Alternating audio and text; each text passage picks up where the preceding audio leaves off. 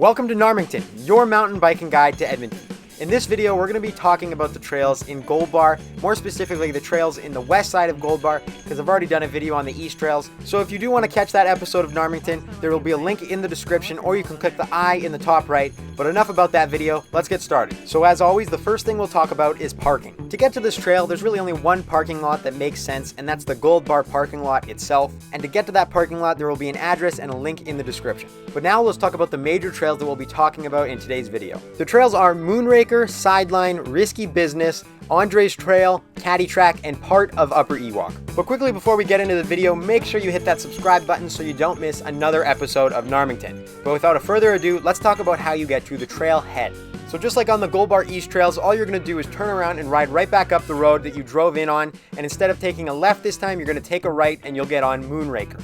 Moonraker is a very fun blue trail that really all skill levels can ride. It's not too difficult, which is also part of the reason it's a great trail to start out on. You're not going onto something very difficult that you got to get ready for. It's fairly easy trail. You can go get warmed up and get ready for something more difficult. But if you're ready for the challenge right off the bat, there is also the option of some difficult stuff, such as that skinny you saw. But other than that, there's not much else to Moonraker. It's a fairly short trail and you'll cross over the road once, ending with a jump that uses a manhole lid as the lip of the jump that is very fun, or at least is usually very fun if people aren't standing in the middle of the landing. But hey, I can't blame them. It was pretty crowded. There wasn't much else place for them to sit, so don't worry about it. It's fine. But what I would say is really the main purpose of Moonraker is to warm you up and lead you onto Sideline.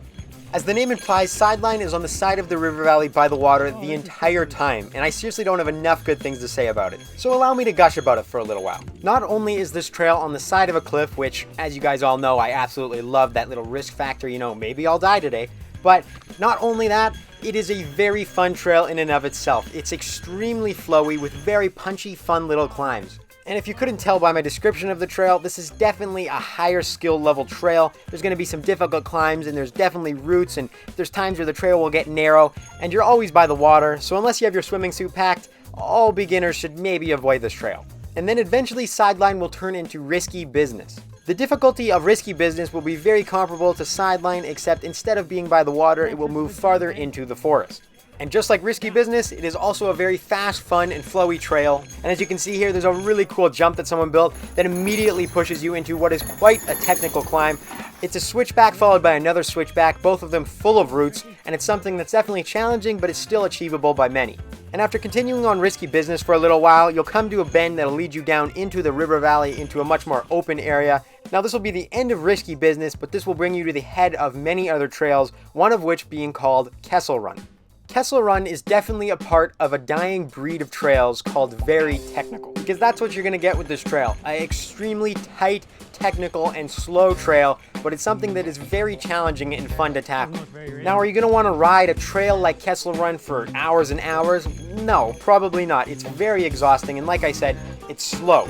But I definitely want to see more trails like this, because a vast majority of the trails that you'll go on in Edmonton are very fast, fun, and flowy, but in other words, very easy.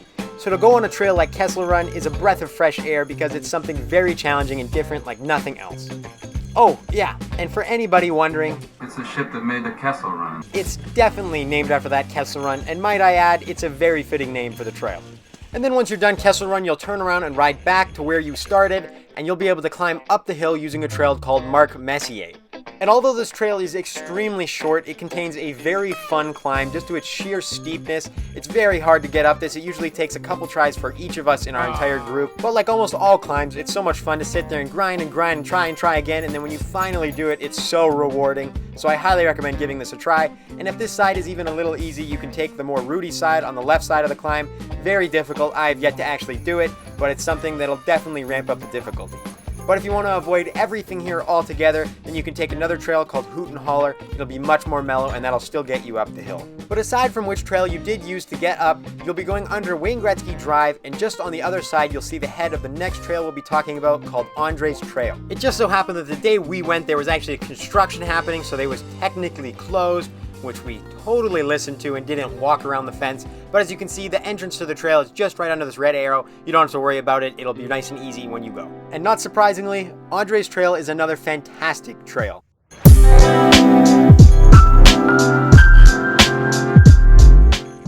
Andre's Trail is essentially just more of the same kind of trail, but can you really complain? I mean, all these trails are absolutely fantastic. One nice thing about Andre's Trail is it offers a really fun little technical section, just like I was saying, very up and down with some roots, very fun section, as well as having some nice flow sections as you can see here.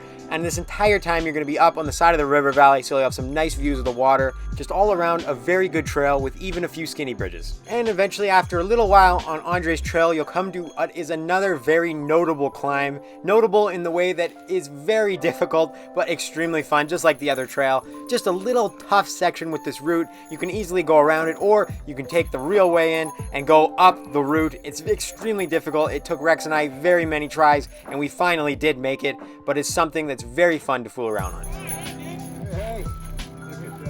And then eventually Andre's Trail will turn into Happy Ending, and this is another very solid trail. It's mainly all downhill. You're kind of weaving, going switchback after switchback down this hill. It's pretty fun, nothing too special, but it will lead you to a trail that is definitely special called Caddytrack. Caddytrack is a very fast, fun, and flowy trail with many climbs and descents. This trail is always going up and then straight down, which makes it so much fun.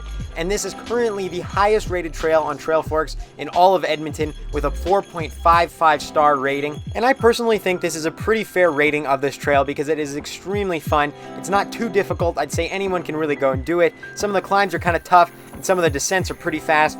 But this trail is very fun, and a big contributing factor to that high score and being one of the most famous trails in all of Edmonton is this huge wooden walking bridge. This bridge is extremely memorable and is something that helps this trail stand out from all the other trails in Edmonton.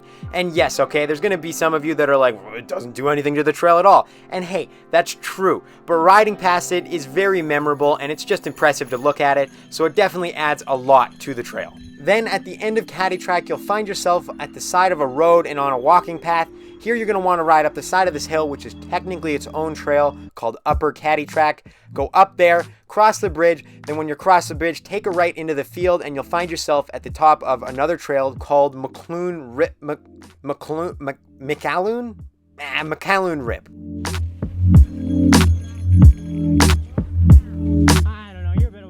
This trail is extremely up and down. At one moment you'll be climbing, the next you'll be descending, and that's about how the entire trail is, but there's some really fun, difficult climbs peppered in there, as well as some nice little log bridges to keep things fresh. And then at the end of this trail, you'll come to an open area where you'll have a fantastic view of downtown Edmonton. It's just a great place to sit there and, cough out your lungs. You've been biking for a while. That's a tough trail, so sit down, maybe eat some chocolate bars or something, whatever gets you going. Then on this hill, you'll take a left to get onto the next trail called Upper Ewok. It can be a little complicated here, but if you have Trail Forks, you can see exactly where you are at all times, so it'll make everything really easy. But really, if you take a left, you'll find your way onto Upper Ewok. Upper Ewok is a black diamond trail, and you will definitely notice a bit of a difficulty jump up, and rightfully so, because this is a black diamond compared to all the other trails basically being blue trails. But this is a very tough trail with a lot of punchy, rooty climbs. Very fun to do, but it'll definitely take you a couple tries to make it up some of them. Once you get the line down, then you'll be good. And there's also some rooty descents. But overall, I'd still say most skill levels can ride this. You're just going to have to walk up and maybe down quite a few rooty sections, but if you don't mind that, still give it a go, because there are some golden parts in between all these rooty sections for all the beginners out there. But then, midway through Upper Ewok, you will be greeted with a very difficult and extremely rooty climb that is super tough to make it up. It's basically impossible if you don't drop the pressure in your tires. Just make sure you have your pump to pump it back up, because you got to ride back home. But you need to have low tire pressure, as you can see from some of these videos, just to get over these roots and actually get some grip. But once you finally make it up this hill, it is extremely rewarding. And hey, if you have a fat bike maybe, that'll help a lot too. You'll just get that extra bit of traction, just pump that tire down, and you'll be able to crawl right up this hill. But it is very difficult and very fun to fool around on. And after messing around on this hill for a little while, this is where we call it a day and turn around and start our journey on the way back home. But if you wanted to keep going, you certainly could do the rest of Upper Ewok. I've never actually done it, so I can't personally recommend it, but I imagine it's just more of the same great trail, so give it a go if you want. But that's where we turn around, because remember, this is halfway through your ride. You're gonna have to rewrite everything you've already done, so that's a pretty decent ride, pretty lengthy ride, I might add. So that's the end of the video. Thank you guys so much for watching. If you wanted to donate towards Edmonton's trails for trail maintenance and everything like that, there'll be a link in the description to the Edmonton Mountain Biking Association, so make sure to do that if you're interested. But that is the end of the video. Thank you guys so much for watching and liking and subscribing. Make sure to subscribe so you don't miss another episode of Gnarmonton. A very small percentage of people that watch my videos are actually subscribed, so make sure you do that. But that's the end of the video. Thank you guys so much for watching, and I will see you in the next Gnarmonton episode.